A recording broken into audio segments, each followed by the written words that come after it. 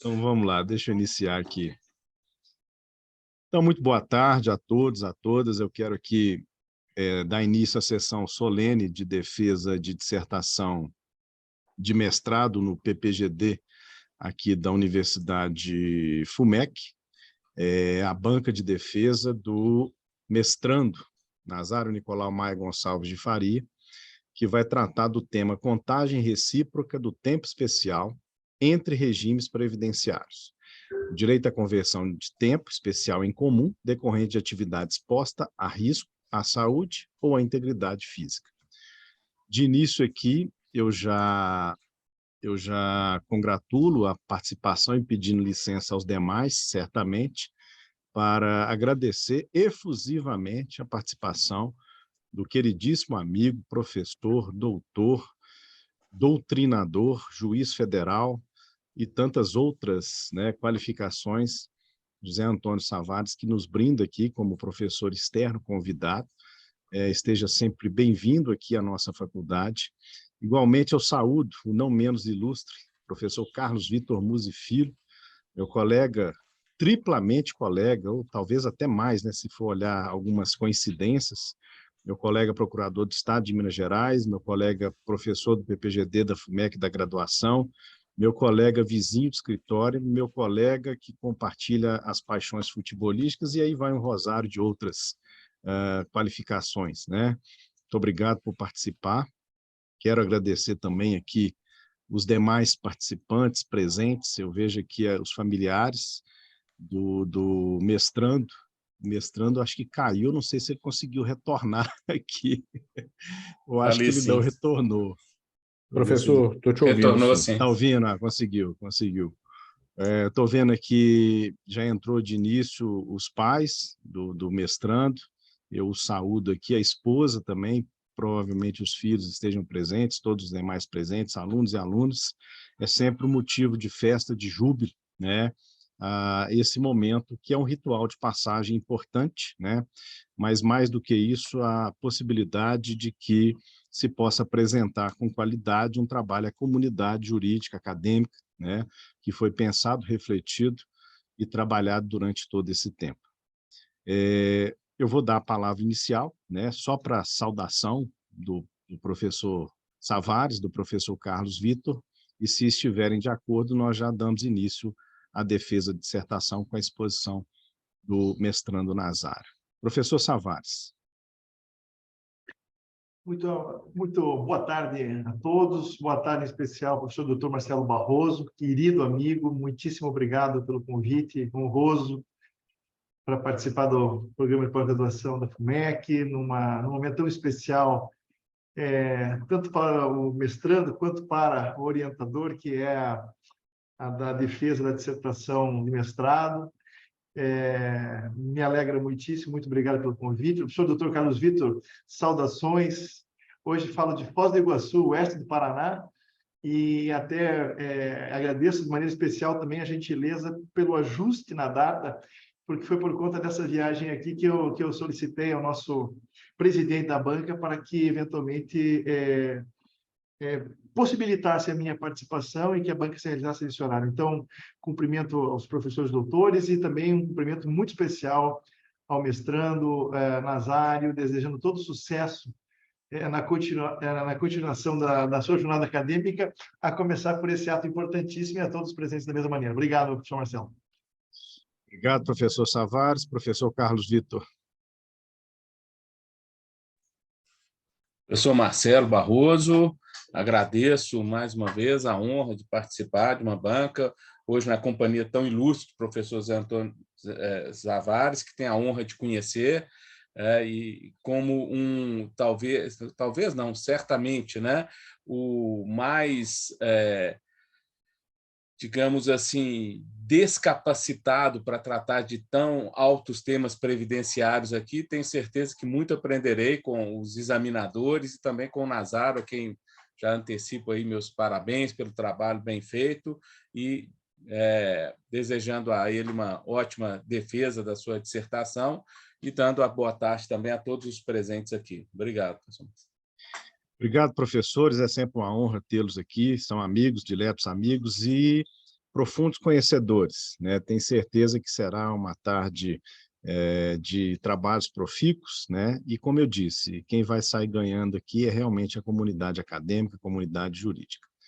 Então, o debate pronto e sem mais delongas, eu acho que nós precisamos ouvi-lo, né? Eu vou passar a palavra pelo prazo regimental, inicialmente aí de 15 minutos, né? Necessário for uma prorrogação, para que o mestrando Nazário faça a sua explanação, a sua apresentação da dissertação. Logo em seguida, como é de praxe, eu passo a palavra ao professor Sarvares, ele faz o questionamento, os questionamentos, no prazo que assim entender, depois o mestrando responde, volto a palavra depois ao professor para perguntar se ele está de acordo e fazendo essa dinâmica na sequência com o professor Carlos Vitor, o professor da casa, e por final, comigo, o presidente dessa banca e orientador do mestrando. Então, Nazário, desejando boa sorte e bons trabalhos, você tem a palavra por 15 minutos. Muito obrigado, professor. Primeiramente, gostaria de agradecer a presença da minha família e dos meus amigos que estão aqui presentes para ouvir um pouquinho sobre direito previdenciário. E, no segundo momento, agradecer, claro, o meu orientador que me auxiliou nos trabalhos aqui com bastante profundidade nas reflexões. E agradecendo também o professor Carlos Vitor Musi, na pré-banca, ele fez diversas observações, as quais eu observei e incluí no trabalho, extremamente relevantes na pré-banca. E, claro, agradecer o professor doutrinador Sarvares, que, inclusive, com suas obras, eu fiz questão de citá-las pela qualidade e profundidade que trata o direito previdenciário em si e também o tema a qual a gente vem tratar aqui no nosso trabalho. E, basicamente, nós propusemos aqui, em sede de dissertação, um tema pouco trabalhado doutrinariamente de maneira mais profunda, que é a contagem recíproca de tempo especial entre regimes jurídicos, especificamente quanto à perspectiva de conversão de tempo especial em comum. E, claro, é importante para a compreensão do tema entender que o direito brasileiro previdenciário optou por um sistema previdenciário distinto, né, com mais de um regime previdenciário, destacando aqui os 4, as quais eu compreendo como regimes: regime geral de previdência social, considerado como regime residual, regime próprio de previdência dos servidores públicos, o sistema de proteção social dos militares, claro, que inclusive com a obra do meu ilustre orientador atualizada, ele faz algumas distinções, não limitando exclusivamente a um regime previdenciário em si, mas vou tomar a liberdade de tratar exclusivamente sobre a parte previdenciária aqui do sistema de proteção social militar, e, claro, o regime de previdência complementar, muitos chamando ele de regime de previdência privado, mas tecnicamente falando é o complementar. É importante compreender isso, porque dentro da nossa sociedade os cidadãos podem exercer suas atividades laborativas vinculadas a mais de um regime em dado momento da sua vida laborativa, né? E cada qual possui a sua competência de tratar sobre o tema, e esse cidadão vai fazer as devidas contribuições previdenciárias para fins de proteção social a esses respectivos regimes. Contudo, se eventualmente esse cidadão não tivesse, esses sistemas não tivessem uma perspectiva de comunicabilidade entre eles, o sistema de proteção social brasileiro seria falho ante a possibilidade dessas pessoas, ao final de sua carreira, em razão de trabalhar em diversos regimes previdenciários, não poder, de fato, ter um gozo de uma aposentadoria ou, eventualmente, de uma proteção de benefícios incapacitantes ou até mesmo a proteção da família via pensão por morte. E, para isso, claro,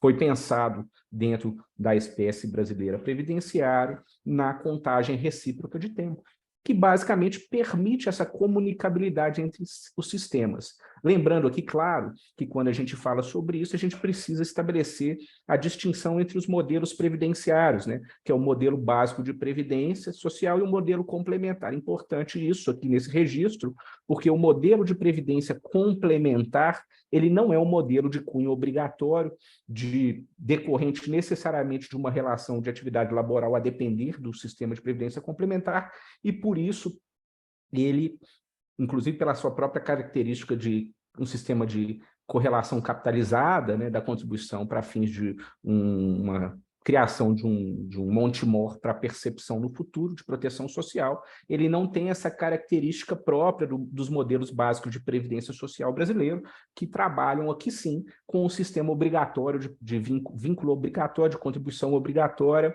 e nesses sistemas aí sim é que se faz necessário essa comunicabilidade via contagem recíproca de tempo, ok? E nessa linha, então, é que nós viemos trazer o nosso trabalho, estabelecendo as nossas perspectivas dentro dessa relação nos sistemas do modelo de proteção básico de previdência brasileiro. E nesse sentido, então, a gente passa a estudar, dentro dessa contagem recíproca de tempo estabelecida no artigo 201 da Constituição, essa correlação previdenciária, né, que basicamente permite, dentro de um sistema próprio de contagem de tempo, essa compensação, essa utilização do tempo contribuído para outro modelo básico de previdência. E, dentro desse cenário, nós temos dois efeitos distintos, que é muito importante esse registro aqui quando a gente trata de contagem recíproca. O primeiro desses efeitos é o direito à utilização desse tempo por aquele cidadão no regime instituidor do benefício, né? Você tem o regime de origem, e aqui é importante também fazer esse registro. O regime de origem é onde aquele cidadão fez efetivamente as contribuições previdenciárias. Então, ele era um contribuinte obrigatório, percebeu suas devidas remunerações e verteu suas contribuições para aquele sistema. E o regime instituidor, que é o que efetivamente irá implementar o benefício de natureza previdenciária. E por meio de uma emissão, de uma certidão de tempo de contribuição, então, há essa comunicabilidade entre sistemas. Logo, quando eu emito a certidão de tempo de contribuição, eu passo a ter produzido seus efeitos, quando apresentado no regime instituidor, para os efeitos de tempo para aquele nosso, seja servidor, seja no regime geral, aquele tempo. Por que dessa importância? Porque a partir da produção dos efeitos do tempo e dessas respectivas contribuições vertidas naquele sistema, eu tenho uma proteção social decorrente dele nesse regime instituidor, porque a pessoa pode eventualmente ter algum acidente, né, e ficar incapaz, ou vir a óbito, e esse tempo efetivamente averbado, né, por meio dessa certidão de tempo de contribuição, ele vai produzir seus efeitos. Então, ele já passa a estabelecer uma proteção social própria àquele cidadão no regime instituidor, de maneira imediata, a sua efetiva averbação. E um segundo efeito, que é o efeito que se dará exclusivamente quando da implementação do benefício previdenciário, qual seja um sistema de compensação financeira. Então, são dois efeitos jurídicos distintos em razão da contagem recíproca que ocorrem em momentos diferentes.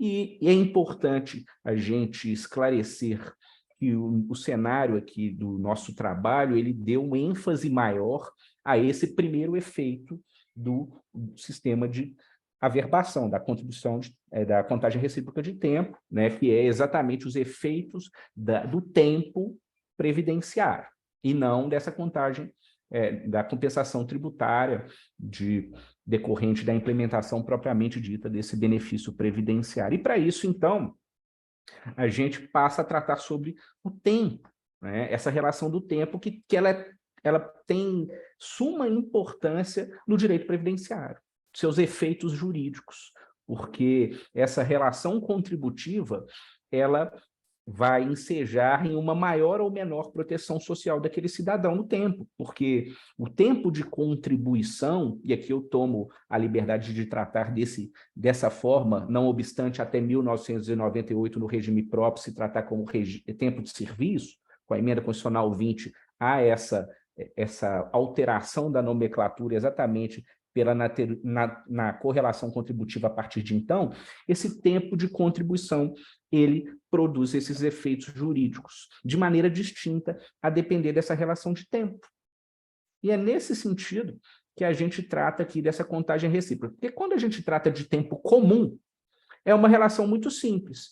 Eu tenho um ano de tempo de contribuição, eu vou averbar um ano de tempo de contribuição e ele vai proceder uma proteção social nesse sentido. Um acréscimo de um ano de tempo de contribuição. Contudo, as relações jurídicas previdenciárias, elas não se limitam à ideia de proteção do trabalho em sentido estrito. Nós temos uma perspectiva de, em algumas atividades laborais, ter, dentro de uma sociedade, uma busca de uma maior proteção social, e é o que a gente chama de aposentadoria ou tempo especial, né? A ideia de algumas atividades serem mais expostas a agentes danosos à saúde, à integridade física, atividades de risco. Então, em algumas atividades, a nossa sociedade ela elencou como necessário uma maior proteção social ante esses riscos, ante ao fato dessas pessoas, se eventualmente exercerem essas atividades até o fim como uma pessoa de outras atividades menos danosas, ela vai ter maiores prejuízos à sua saúde, eventualmente sequer ter, de fato, uma condição de gozo de um benefício previdenciário condigno no final da sua vida. E nessa linha, então,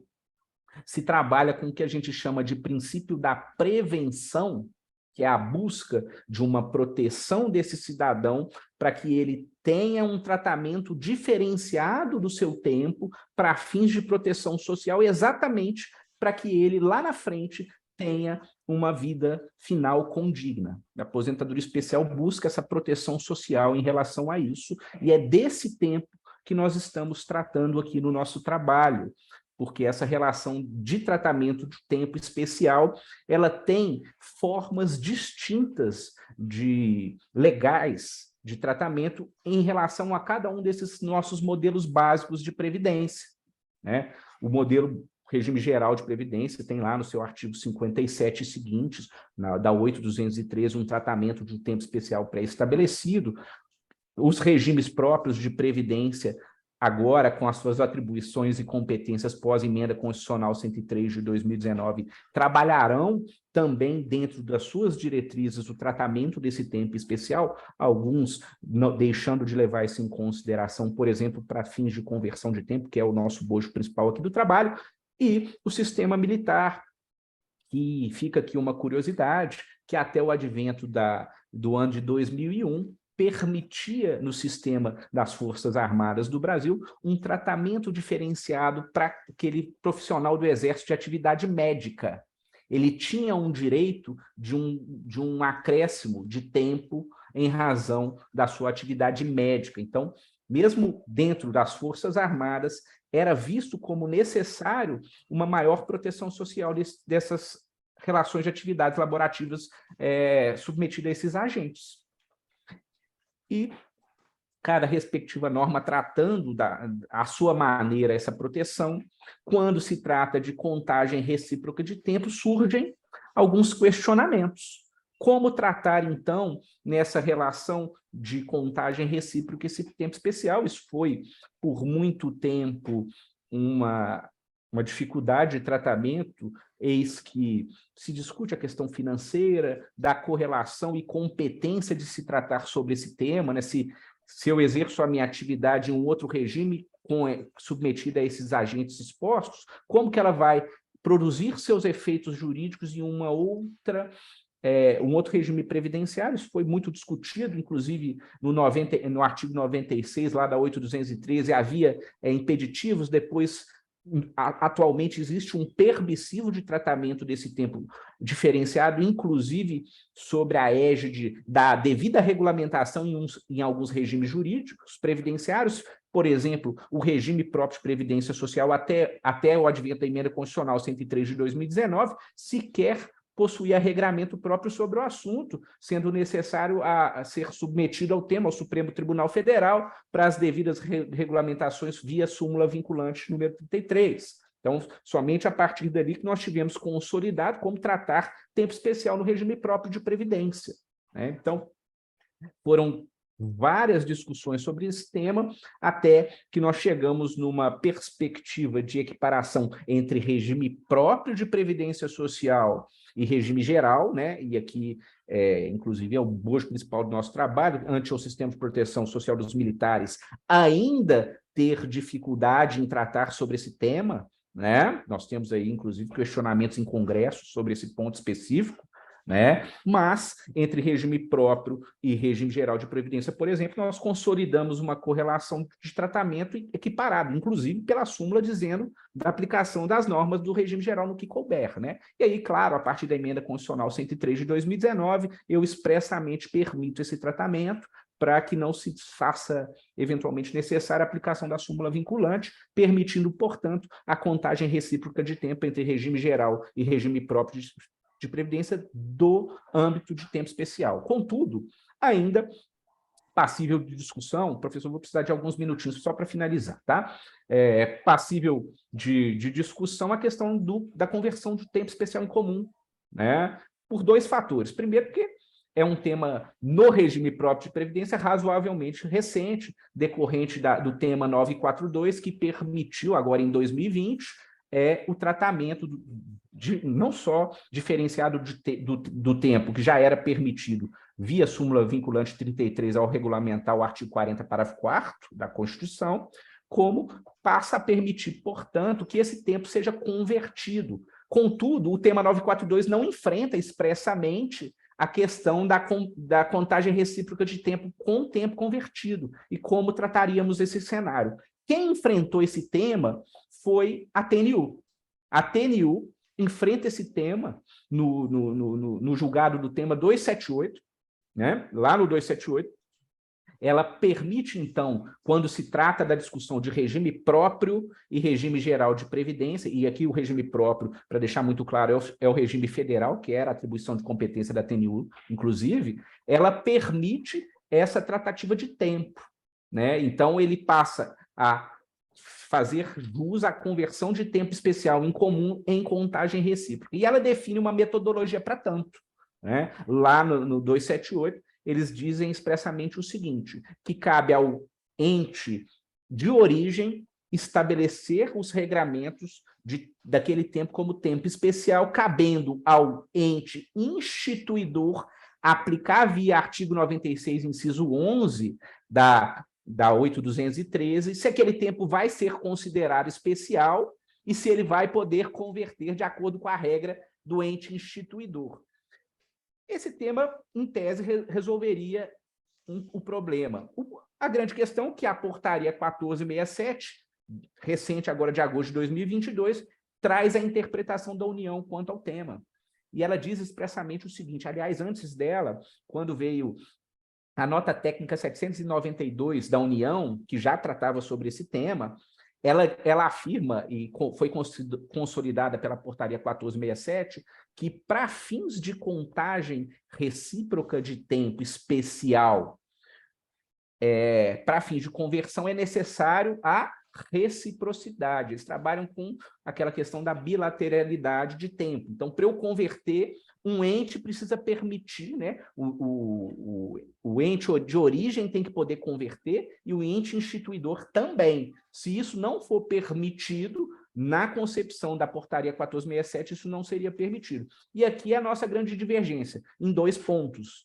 O primeiro deles, quanto à competência de tratar sobre o reconhecimento do tempo especial. Não que a gente divirja expressamente do tema 278, longe disso.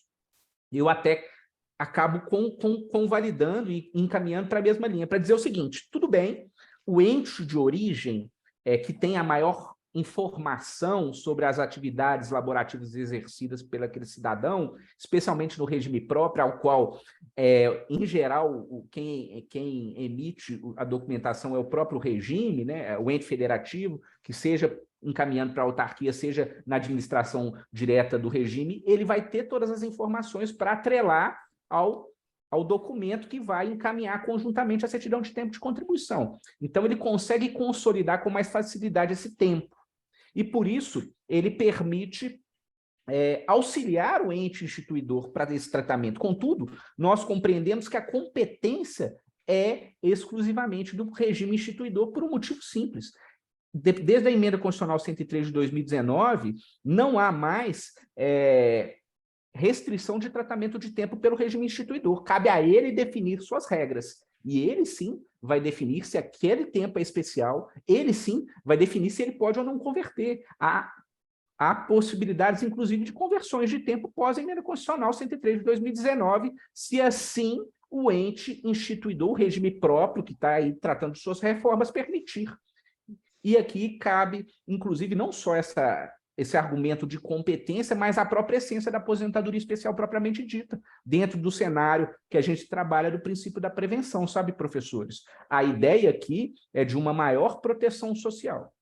E quando eu estabeleço um regramento restringindo interpretações jurídicas previdenciárias que têm um cunho originário protetivo dessas atividades e dispostas a esses agentes nocivos, eu compreendo que a gente está em dissonância com o direito previdenciário propriamente dito. Eu agradeço a oportunidade de falar sobre isso, fico à disposição para esclarecimentos sobre o tema. Obrigado, professor mestrando, na verdade, Nazário, pela explanação. O registro que esteve presente aqui, mas teve que sair, presidente da nossa Comissão Estadual de Direito Previdenciário aqui da OAB em Minas Gerais, e algumas honras, né, Savares e Carlos Vitor. Foi meu aluno, o Marcos Brito, foi meu aluno, e estive com ele hoje no CONAPREV, é um Conselho Nacional de Gestores de Previdência, e ele, de uma forma muito corajosa, falou em números para atuários, né? Não se limitou às questões jurídicas, e foi uma exposição magnífica. Eu deixo aqui o registro dessa presença dele ainda aqui de passagem. Como é de praxe, eu vou passar de plano a palavra ao professor Savares, para que possa fazer as considerações no tempo que entender necessário, né? E para nós é sempre uma honra, uma satisfação poder ouvi-lo em qualquer circunstância ou ocasião. Para nós é sempre uma aula e ela vai ficar aqui registrada. Então, Vossa Excelência tem a palavra. Muitíssimo obrigado, professor Marcelo. Renovo os cumprimentos ao senhor, estimado professor Carlos Vitor, saudações ao mestrando Nazário, aos amigos e familiares que com muita coragem acompanham uma banca de dissertação em direito previdenciário, né? Com toda uma terminologia e categorias tão específicas, né? Então, isso é uma prova de amor, mestrando Nazário, tenha isso, né, como uma prova de amor. Antes de tudo, meu cumprimento pela área escolhida para a produção acadêmica, uma área, até pouco tempo atrás, subestimada em sua importância prática e praticamente desconsiderada no campo acadêmico. E, felizmente, vemos cada vez mais produção de bons trabalhos acadêmicos consistentes, que se equilibram em termos científicos, e nós vemos assim a área da proteção social, o professor Carlos Vitor, tijolinho sobre tijolinho, né? Marcando o seu espaço, reclamando melhor operacionalidade das suas categorias e um tratamento sério. Então, fico feliz demais com a área que foi escolhida pelo orientador, o professor Marcelo Barroso, em conjunto com o Nazário. Neste campo, tão tormentoso e tão desafiador que é o direito da proteção social, o Nazário escolhe, e aqui se rende então homenagem, um tema que é atual, um tema que é de uma importância prática inegável, um tema que desafia uma solução sistemática, vamos colocar assim, um olhar mais sistêmico, uma consideração maior por parte da doutrina e o que dirá, então, a respeito da jurisprudência, né? Então, rendo aqui homenagem a um tema escolhido, um tema que sabemos também é de domínio de seu orientador e se percebe no desenvolvimento, desde o primeiro capítulo, onde se coloca ali um pano de fundo a questão, a importância dos direitos fundamentais da proteção social, da seguridade social, se percebe ali a condição segura do estimado professor Marcelo Barroso.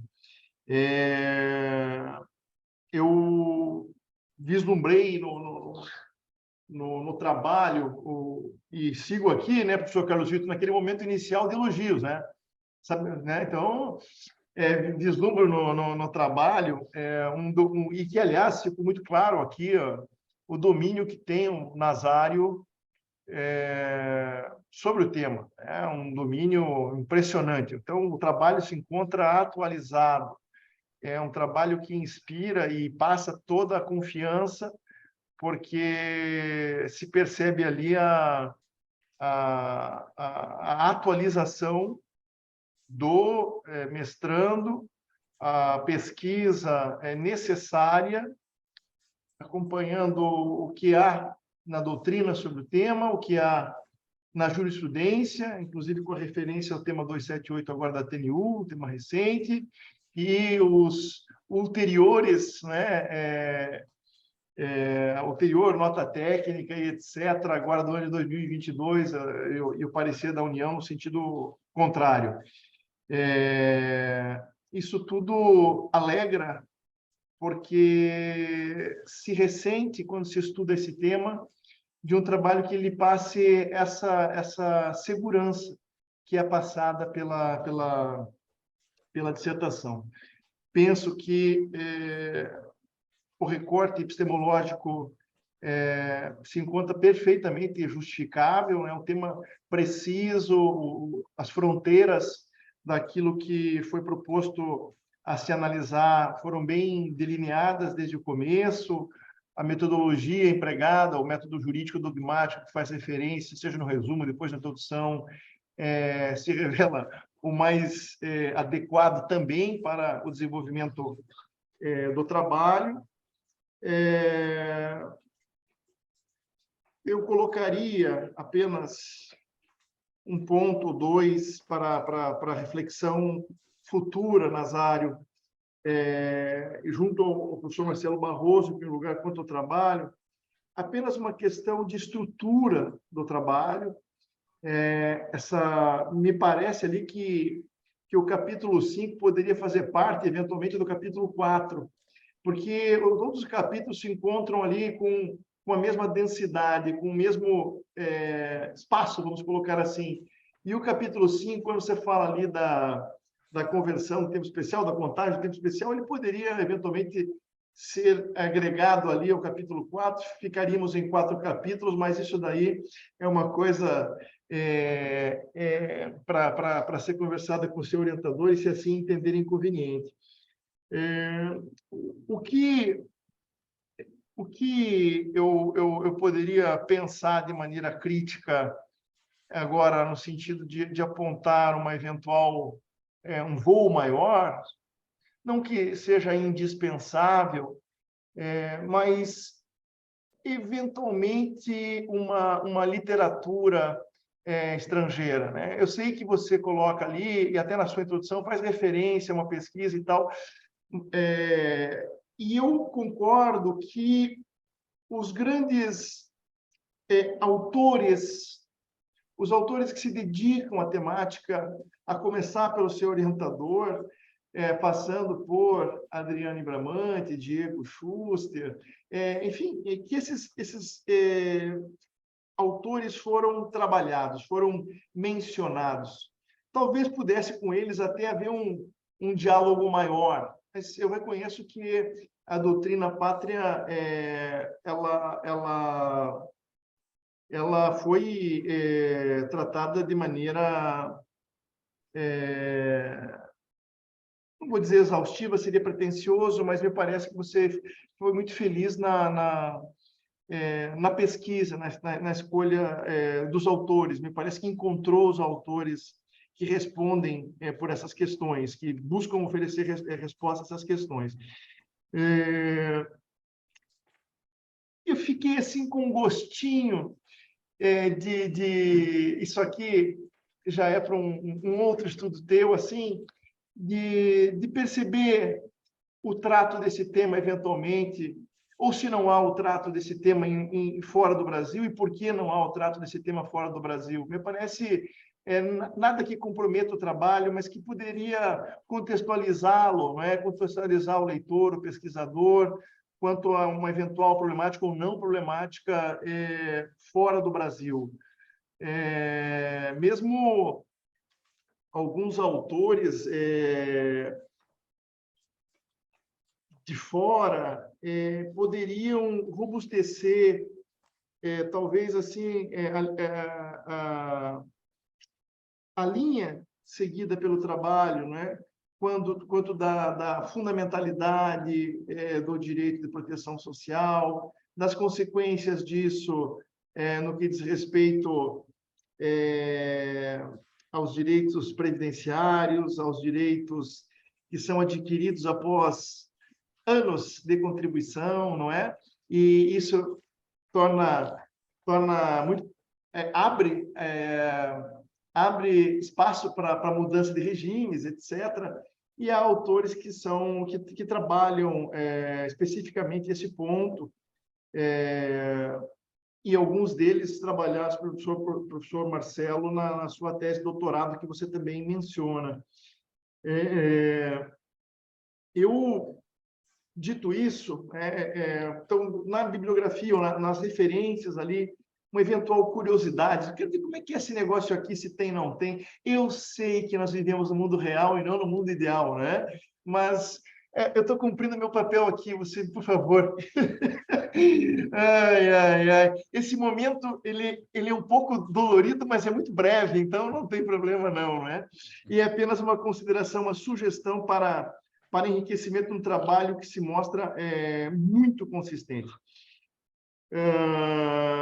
Desde essa perspectiva dogmática. Bom, dito isso, eu colocaria, e de novo, nas minhas anotações aqui, o elogio pelo acompanhamento jurisprudencial, pelo diálogo com a jurisprudência, eu provocaria algumas questões que eu separei aqui. Eu não sei se, na perspectiva do autor do trabalho, do mestrando, embora tenha dialogado ali com os autores, se você percebe, Nazário, a aposentadoria especial ou até mesmo o direito à conversão da atividade especial em comum como assumindo natureza preventiva ou reparadora, né? Coloca ali um autor, coloca outro autor, e agora, honestamente, eu não me lembro se você chega a assumir, né? Então, eu queria te ouvir a respeito, mas não precisa nem buscar no trabalho. Se tiver no trabalho, já está, senão eu queria te ouvir a respeito disso. E até se isso muda, de fato, com a emenda 103 de 2019, né? Então, eu colocaria isso daqui.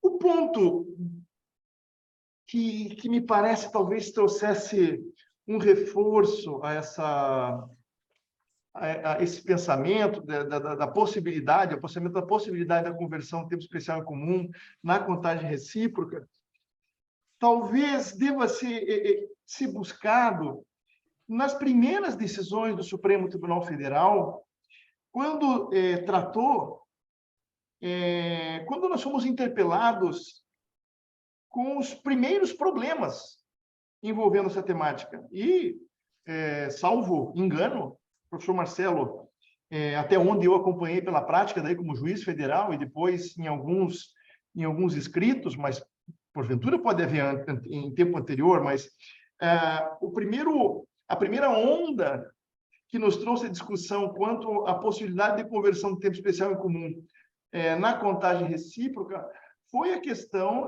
se deu com a instituição do regime jurídico único, não? Quando nos demos conta ali de servidores que eram seletistas e que, por força de lei, deixaram de ser seletistas e passaram a se vincular ao regime próprio.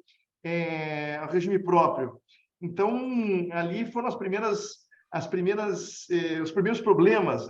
Essa questão surge inicialmente e me parece interessante a linha que se pôde perceber nos primeiros precedentes do Supremo Tribunal Federal e de alguns outros órgãos jurisdicionais de instâncias ordinárias, tribunais regionais federais, mas que trabalhavam muito a ideia da contagem diferenciada, do direito adquirido à contagem diferenciada. Se deu lá, diz, olha, primeiro que houve uma mudança de regime por força de lei, não por vontade da pessoa. Depois nós vamos entrar na questão da vontade, mas...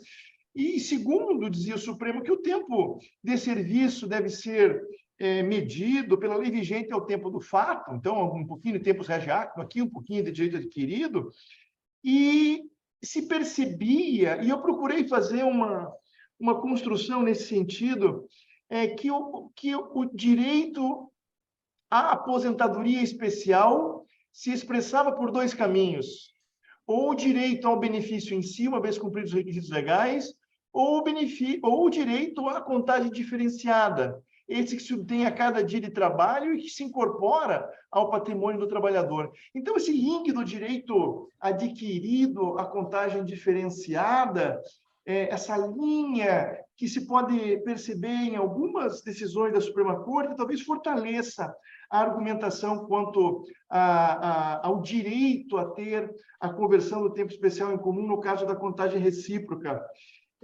No caso dos ex-seletistas, que talvez seja o primeiro problema e por isso merecesse uma consideração no trabalho, uma singela consideração, e, de outro lado,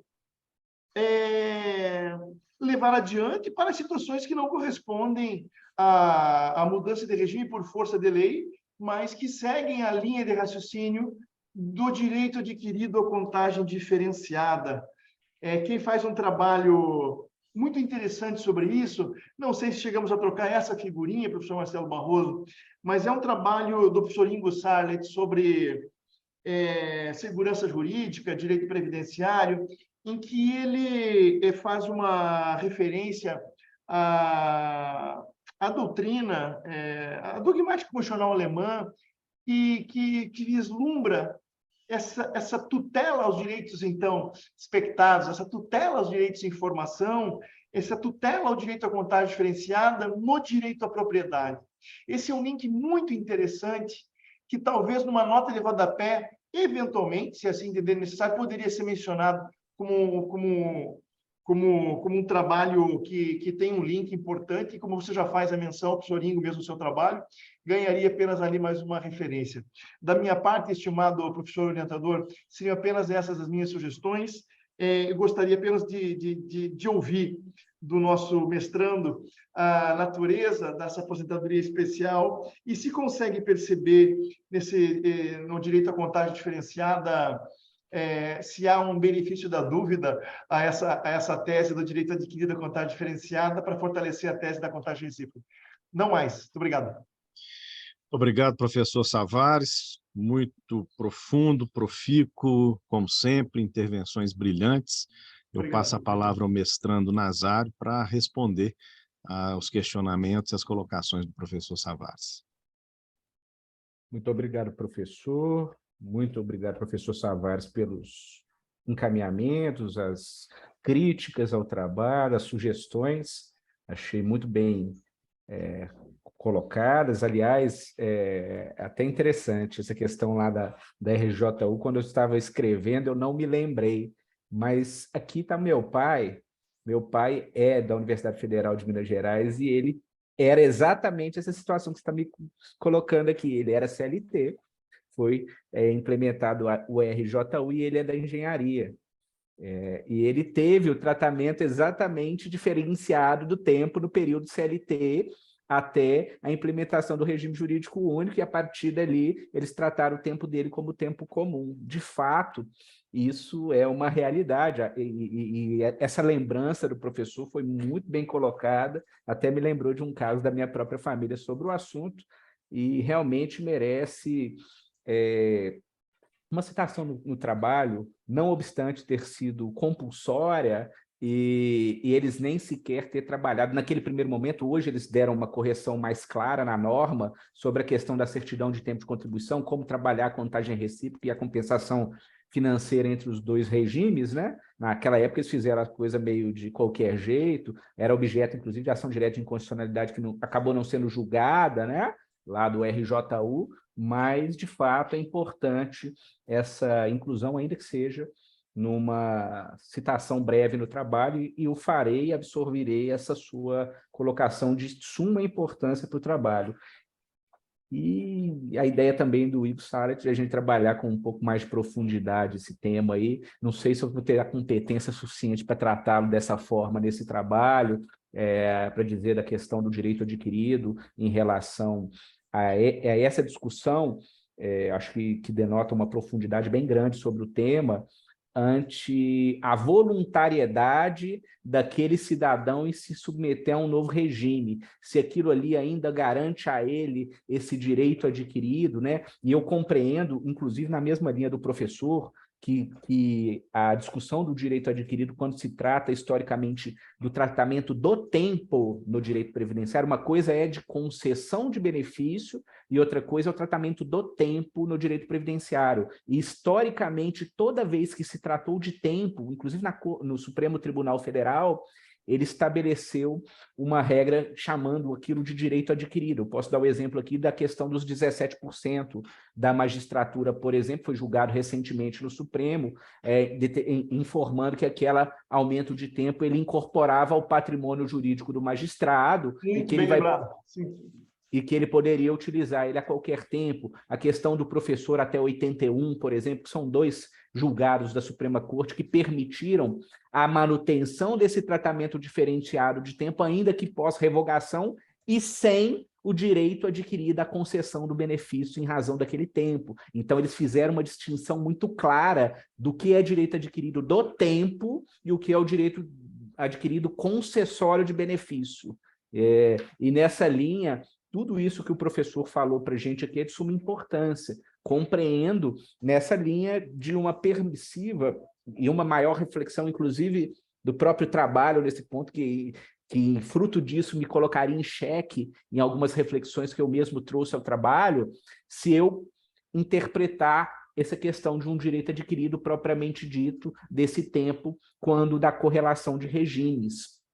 Eu ainda preciso refletir muito mais sobre isso, professor, porque são relações jurídicas de regimes distintos, e o meu grande receio é estabelecer obrigações jurídicas a regime jurídico distinto sem previsão naquela situação. E por isso que sempre quando eu trato disso, eu trato da necessidade do tempo especial ser tratado em todos os regimes previdenciários de modelo básico, o que hoje nós não temos, né? O problema lá do sistema militar é muito claro, de ausência de regulamentação sobre o tema, que é seríssimo, gerando embrólios jurídicos enormes em relação a isso, mas a gente precisa, pelo menos eu penso, de um pé atrás que eu tenho sobre essa influência da relação legal, jurídica de um regime no outro, sem que ele tenha uma previsão própria sobre o assunto. Não que ele não que ele não deveria ter, eu compreendo que deveria,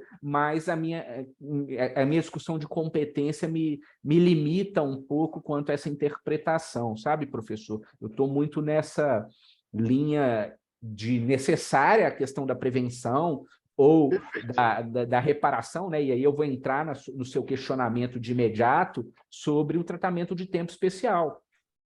é a dificuldade que o sistema brasileiro tem de atribuir competência a cada regime para tratar sobre o tema, né? De temas que, para mim, deviam ter competência nacional, né?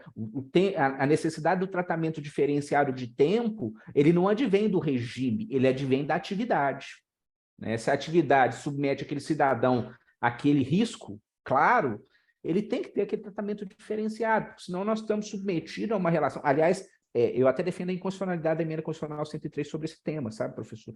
Estou terminando de escrever um artigo especificamente sobre isso, porque, inclusive, nós retroagimos em relação a isso mais 60 anos, né? Que quando do advento da Lopes, tratando sobre aposentadoria especial, tinha a idade mínima estabelecida.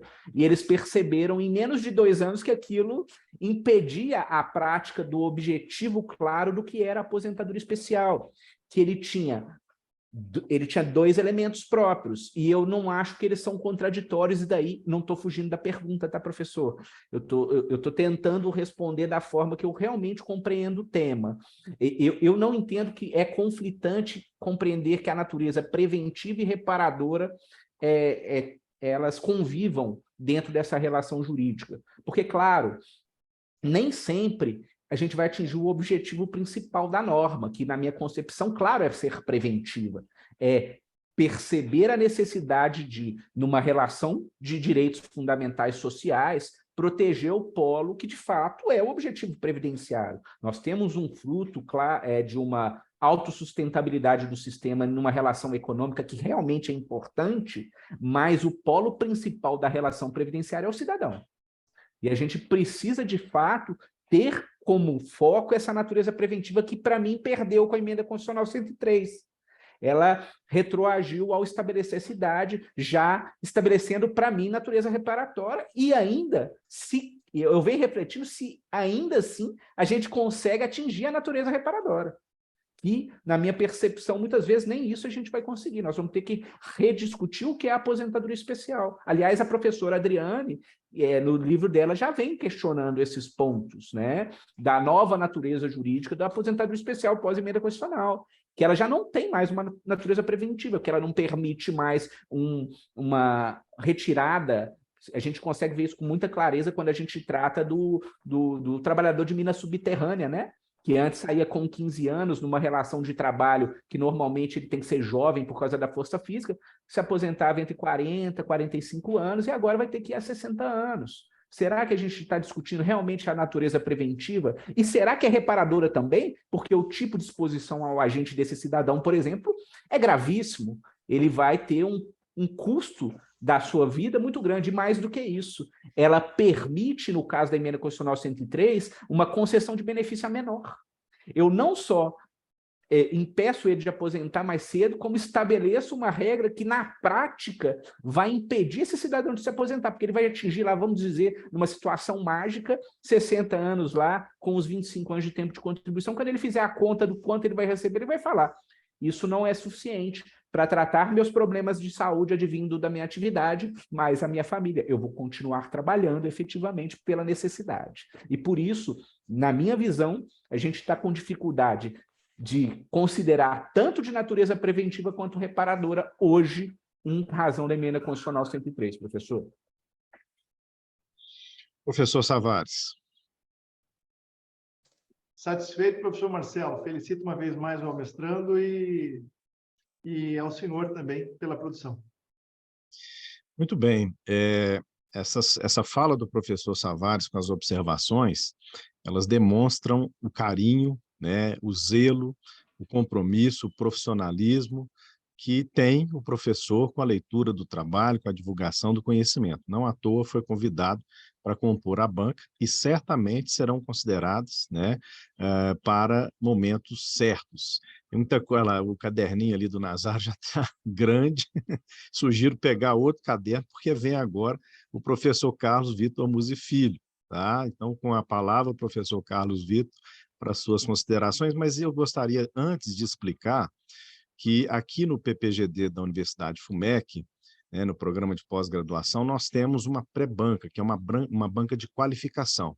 da qual participamos eu como orientador e o professor Carlos Vitor, que teve a chance também de provocar algumas interseções no trabalho, intervenções no trabalho, e que agora ele certamente vai avaliar se o mestrando cumpriu aquelas observações feitas. Então, nós temos esse cuidado aqui no programa para que os trabalhos já cheguem, e nunca chega pronto, né, completamente acabado, porque é trabalho acadêmico, a gente sempre está desenvolvendo, atualizando, nem não que seja pelo método, mas pelo conteúdo, né, mas para ressaltar que existe essa banca de qualificação, né? Então, com essa observação, eu passo a palavra ao professor Carlos Vitor Musi Filho. Professor Marcelo, reitero meus agradecimentos, reitero meus cumprimentos ao professor Savares, ao mestrando Nazário também, a todos os presentes, e dizer até também, em especial ao professor Savares, né, que eu aqui me julgo realmente um aprendiz, porque o direito previdenciário não é minha área de atuação mais direta, né? E fico, de certa maneira, até constrangido, porque o mestrando é até meu advogado na área previdenciária, né? Então, com ele eu tomo orientações e fica uma situação aqui, da minha parte, até mesmo constrangedora, né? Mas entendo também que o papel do examinador, né, não se limita apenas ao tema, né, o cerne da questão, é claro que também, né, mas outras observações podem ser feitas. E, nesse ponto, como o professor Marcelo adiantou, por ocasião do exame de qualificação, eu fiz algumas observações ao Nazário e ele, no trabalho final, já atendeu grande parte dessas observações, né? Então, muito do que eu teria para dizer, eu já disse, e ele, de certa maneira, já atendeu. Eu apenas faço aqui alguns breves apontamentos, né? De novo, é mais um conselho, né? A questão do estilo. Acho que ainda ficaram muitas frases demasiadamente longas, né, misturando alguns assuntos que, para aqueles que são menos destros na matéria, a gente acaba tendo mais dificuldade de compreender, né? Eu acho que você, né, até separei aqui duas frases, eu acho que são indicativos, já lá no final, quando você está chegando no cerne do problema, né? O último parágrafo sobre antes da conclusão, né? É uma frase, né? E é um parágrafo até extenso, né? E a gente, para lendo aquilo, né, você vem vindo vários assuntos ali. Então, é mesmo só uma questão de estilo, uma recomendação, né? Você partindo essas frases, né, pelos temas, facilita para o leitor, né? Você consegue distinguir claramente. Passou a falar disso, passou a falar daquilo e encerrou com isso, né? Uma outra observação que eu vi, e aí acho que tem a ver só mesmo a questão de forma mesmo, né? Você ter um número lá no sumário, a introdução. A introdução ficou com o número 1. E isso acabou gerando um certo descompasso, porque quando você vai falar dos capítulos, você fala o capítulo 1º, que não tem. O capítulo 1º, na verdade, é o capítulo 2 no sumário, né? Porque ele recebeu o número 2, mas, na verdade, é o capítulo 1º. Salvo engano, né, acho que a melhor recomendação de metodologia diz para não se enumerar nem a introdução nem a conclusão, que aí você consegue depois manter o capítulo 1º, o 2º, né? Então, acho que fazer essa adequação no sumário e depois na introdução facilita, né? Porque você começa a ler, fala, no primeiro capítulo, mas primeiro é a introdução, é o capítulo 2, né? Então, essa observação breve aí também sobre a questão da forma do trabalho, né? Fiz aqui também algumas anotações, depois, se você quiser, mas são só mesmo erros de digitação, um ou outro ponto assim. E quanto ao mérito do trabalho mesmo, eu queria fazer duas provocações, né? Já adianto que, na minha concepção, o trabalho está muito bem escrito, muito bem estruturado, né? Alguns acertos aí, o professor Savares mencionou a questão de se juntar os dois últimos capítulos, né? Eu mencionaria mais uma vez a questão da conclusão, que, na minha visão, ficou muito extensa, né? Já tinha comentado isso, eu acho que ela continua ainda muito extensa, porque eu acho que a conclusão tem que ser mesmo o cerne do trabalho ali, né, exposto em 2, 3 laudas no máximo, né, o que tem de mais relevante. Eu acho que na na conclusão você também retoma alguns pontos e a conclusão chega a ficar do mesmo tamanho do que o último capítulo do trabalho, né? Mais ou menos na mesma proporção. Então, acho que você poderia fazer um exercício de síntese aí, né? E deixar na conclusão realmente a conclusão do trabalho mesmo, né? O que tem de mais relevante. E é exatamente sobre essa conclusão que eu queria fazer duas provocações, né? Eu acho que esse momento aqui é um momento de festa, de celebração, né, do trabalho acadêmico, do percurso feito, né? Você está cruzando a linha de chegada agora, então acho que é um momento de comemoração, né? E, nesse ponto, eu acho que um aspecto que talvez merecesse também, eventualmente, um aperfeiçoamento, né? É um argumento que você usa em favor da sua tese, né, que acaba aparecendo, da sua opinião, e acho que isso também, né, vou elogiar aqui, porque na primeira versão do trabalho, professor Tavares, o Nazário ficou muito escondido dentro do trabalho. O que ele pensava não aparecia para a gente. Ele falava, tem essa posição, tem aquela posição, tem assim, tem assado, e eu dizia, mas e aí, você? Né? Qual a sua posição? E ela aparece no trabalho agora. Né? E acho que exatamente quando aparece sua posição, você faz algumas afirmações que talvez merecessem um desenvolvimento teórico, você faz algumas breves passagens, só cita até o professor Marcelo, né? Quando você diz lá na página, acho que é 85, deixa eu conferir aqui, quando você começa aí a tratar do núcleo do trabalho mesmo, né, do problema, lá no final da página 85, você diz, não se pode dar interpretação restritiva de direito fundamental, impedindo a produção de seu núcleo de proteção jurídica elementar. Né? E lá, mais no final mesmo, né, aí já na página 99, quando você vai criticar a posição da União Federal, né, do parecer, você fala mais enfaticamente, né, na página 99 mesmo, que interpretações restritivas de direito fundamental, sem a devida norma constitucional limitadora do direito, seria incompatível ao ordenamento jurídico brasileiro. Né? Então, acho que você poderia desenvolver em alguma parte do trabalho, né, mais o tema da restrição a direitos fundamentais, da interpretação de direitos fundamentais. Né? E é sobre exatamente isso que eu lhe pergunto. Né? Você enfaticamente afirma aqui que não se pode dar interpretação restritiva a direito fundamental, impedindo a produção do seu núcleo de produção jurídica elementar. E a posição que você critica, né, e a posição da União, ela cogita muito da questão da reciprocidade, né, que, na minha ignorância sobre direito previdenciário, me leva a pensar na ideia de viabilidade econômica do benefício, digamos assim. Né? Se essa reciprocidade não teria relação com a ideia de reserva do possível, que muitas vezes é invocado no direito brasileiro como um fator que pode restringir, sim, direitos fundamentais. Né? E então, a título de provocação mesmo, né, eu deixaria essa pergunta final para você, para ver sua manifestação, né, se a gente poderia realmente afirmar com tanta ênfase que interpretação restritiva de direito fundamental não seria compatível com o nosso ordenamento jurídico, e assim os direitos fundamentais seriam sempre crescendo, né? Sempre se expandindo, e em nenhum momento haveria possibilidade de uma restrição a esses direitos fundamentais. Seria, então, professor Marcelo, essas minhas observações, agradecendo mais uma vez a oportunidade e dando os parabéns, né? Não só ao mestrando, ao professor Tavares pela arguição, e dizendo mais uma vez da minha honra e prazer de ter aprendido muito aqui hoje. Muito obrigado. Excelente, excelente, professor Carlos Vitor, né? Mais uma contribuição, né? Mesmo tendo a banca, então se percebe, a banca de qualificação, né? Se percebe, mais uma vez, o grau, o zelo, o compromisso que o professor tem aqui com o trabalho. Né? Eu acho isso uma homenagem feita pelos professores ao mestrando, e que tem a palavra, então, para as suas observações.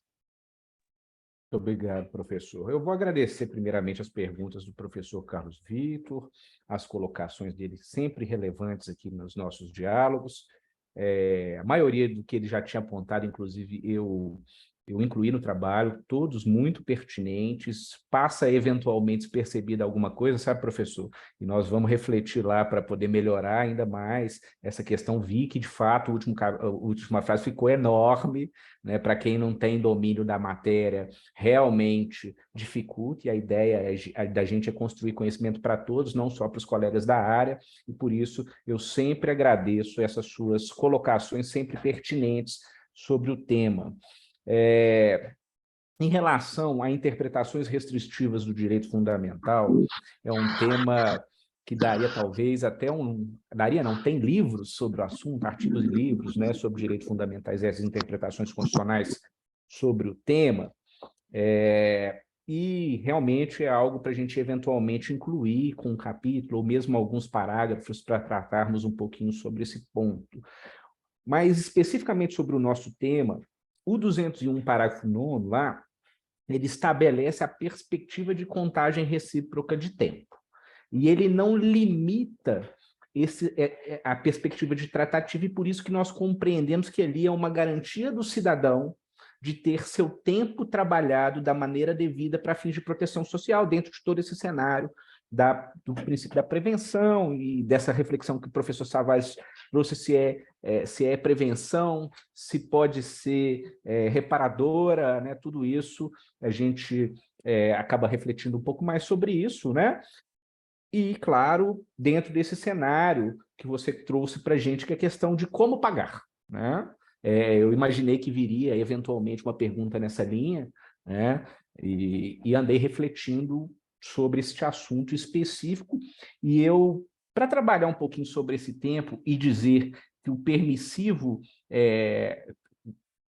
que o pressuposto inicial quando se trata de direito previdenciário é a proteção do cidadão e, claro, a questão da perspectiva econômica, eu trago à baila aqui para fundamentar esse meu argumento a questão do contribuinte individual, do tratamento de tempo especial do contribuinte individual no regime geral de previdência social. Por que eu estou dizendo isso, professor?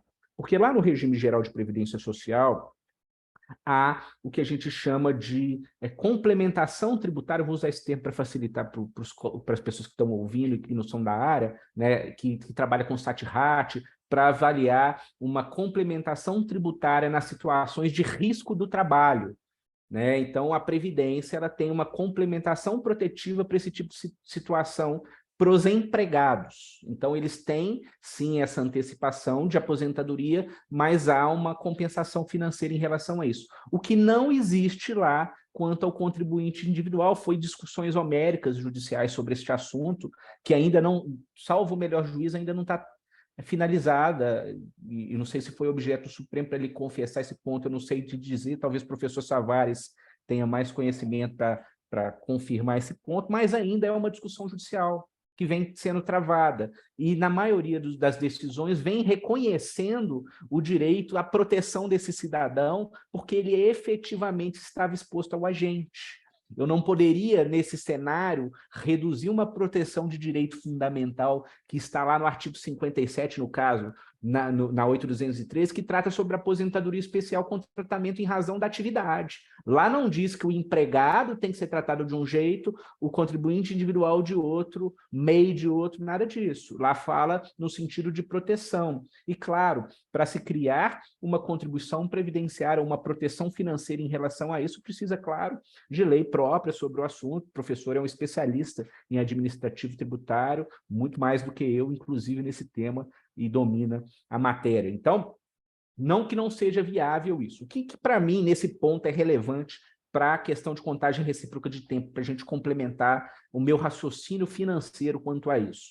Quando eu estabeleço o critério que o regime instituidor, que trata o tempo como especial e que permite a conversão de tempo em relação a isso, esse regime instituidor ele não pode gerar custo para o regime de origem.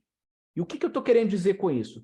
Que, ao estabelecer esse tratamento diferenciado, o regime instituidor que deve arcar financeiramente com o tratamento diferenciado de tempo. tempo, seja por meio de aspectos financeiros próprios, o regime próprio, o tesouro, enfim, fontes de custeio próprio em relação a isso, seja estabelecendo uma relação tributária complementar. E aí, norma vai se discutir isso, se há ou não necessidade desse tratamento. Eu não posso estabelecer custo para o regime de origem. E por isso que, para mim, essa reciprocidade não se faz necessária no caráter financeiro, porque cabe ao ente instituidor que trata sobre a matéria se estabelecer esse tratamento diferenciado de tempo, custear financeiramente isso.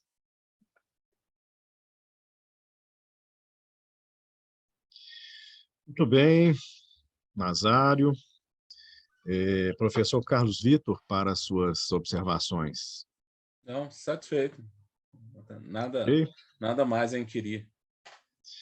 Muito bem, então, chegada a minha hora, eu tenho a dizer que, não só por ocasião da banca anteriormente realizada, mas durante todo o trabalho, né, nas interlocuções em sala de aula, nas interlocuções também durante a orientação, né, tive a oportunidade de trabalhar aí com Nazário as minhas ponderações, as minhas colocações, e não tenho, como de praxe, mais questões a dizer, a não ser destacar aqui o momento. É um momento importante, como eu disse no início, um ritual de passagem mais do que necessário, prazeroso, né, para que o candidato consiga estabelecer a sua autonomia intelectual e compartilhar essa autonomia com a comunidade. Dizer também que a satisfação não só acadêmica, mas também uma satisfação pessoal, de ter orientado, que foi meu aluno. Descobri o Nazário numa petição no núcleo de prática jurídica de uma faculdade. Eu perguntei para ele, foi você mesmo que fez essa petição? Ele falou, foi.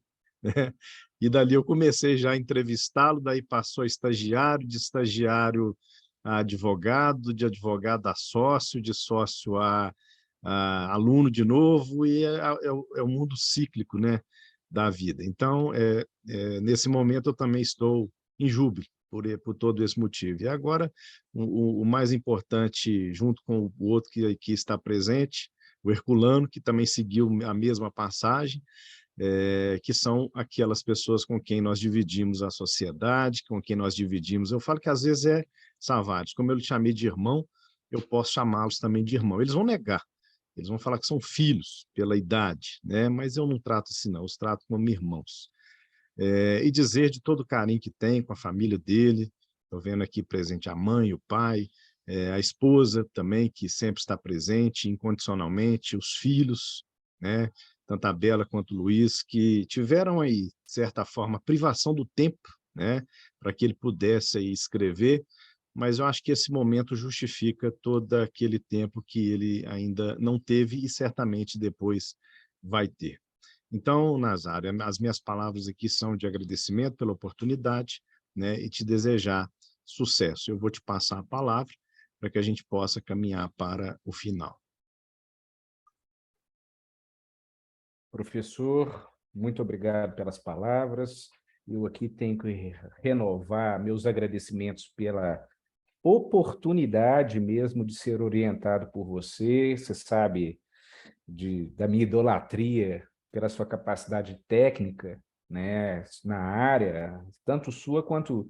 Essa banca, na verdade, tem para mim duas grandes autoridades do regime previdenciário, né? Eu tive o prazer e a oportunidade de ter, para mim, o meu amigo e referência, para mim, a maior autoridade do regime próprio, e o professor Savares, que eu fiquei assim lisonjeado, professor, da oportunidade de você compor a minha banca, e fiquei muito feliz com as suas reflexões aqui sobre o tema, que vão me ajudar a sempre melhorar, que eu acho realmente importante. Professor Carlos Vitor, hoje ele pegou mais leve, né, na sabatina, né, professor? Mas a última ele apontou dezenas de pontos aos quais me ajudou e muito a melhorar o meu trabalho. Eu agradeço muito ao professor, suas aulas, aliás, de Direito Administrativo, excelentes, muito bem falado como um dos maiores professores da instituição. A gente precisa fazer esse tipo de registro aqui, que não é só porque o professor está na minha banca, não, ele sabe que é verdade, que ele ouve isso dos alunos, que ele não está na banca, né? Então, é uma realidade, isso que eu estou devidamente registrando aqui. E, claro, agradecer também a minha família, meus pais que estão aqui, minha sogra e meu sogro também estão, meus amigos, né? O Herculano, os colegas que estão aqui, estou vendo o Eduardo também aqui, todo mundo que realmente contribuiu de algum modo, e todas essas pessoas que eu citei contribuíram sim para o meu trabalho, tendo paciência comigo, né? Quando não dominam o tema, mas muita paciência e compreensão, sendo as pessoas que efetivamente contribuíram com o escrito do trabalho, e por isso agradeço sempre aos ilustres professores e à minha família e amigos.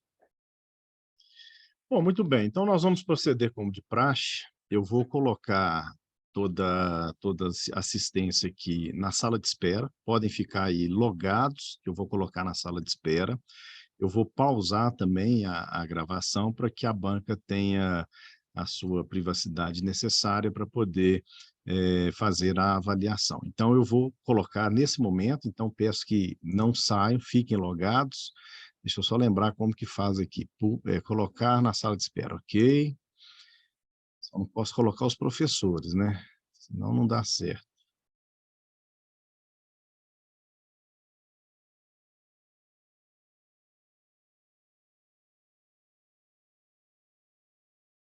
Tá vendo? Tecnologia, Savara. A gente vai aprendendo a fazer algumas coisas que antes eram impensáveis. Impensáveis, né?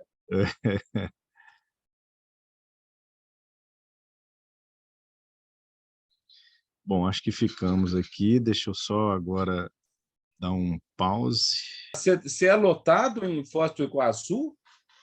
Perdão? Ou não? Você é lotado em Foz do Não, Iguaçu? não, eu sou lotado em Curitiba, eu estou na direção do Foro do Paraná, e aí eu estou acompanhando o Tá. evento aqui que eu coordeno, né? Por Tá isso, certo. volto daqui a pouquinho, termina a banca, eu já estou voltando para casa. Pertinho, Eu tive aí pertinho. em Foz do Iguaçu a turismo, né? Uns 5 anos, 4 anos. Gostei muito. Tem que voltar, viu? Tá mais linda ainda, viu? A É. gastronomia, tá muito, a cidade tá linda, viu? Tá com uma Nós energia tivemos boa. aí, né, no É. evento do IBDP agora, em Sim, setembro. sim, Muito bom, tá muito bom tá mesmo. muito boa mesmo.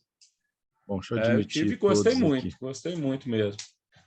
E aí, na próxima vez, pense em ficar naquele hotel lá no parque, né? Porque eu fiquei no hotel na cidade. E... Aquele hotel lá é muito bom, das Cataratas, né? Hotel Cataratas, não é isso que chama? É. Tem alguns hotéis ali que são maravilhosos, né? Enfim, Bom, então sempre nós saio daqui com retomamos gostinho de aqui. quero mais. Voltamos. Vamos lá, retomamos a gravação. A banca, então, ela deliberou, né, sobre o trabalho, Nazário, e resolveu, por unanimidade, pela aprovação do seu trabalho, com louvor e recomendação para publicação, com os ajustes aqui colocados pela banca.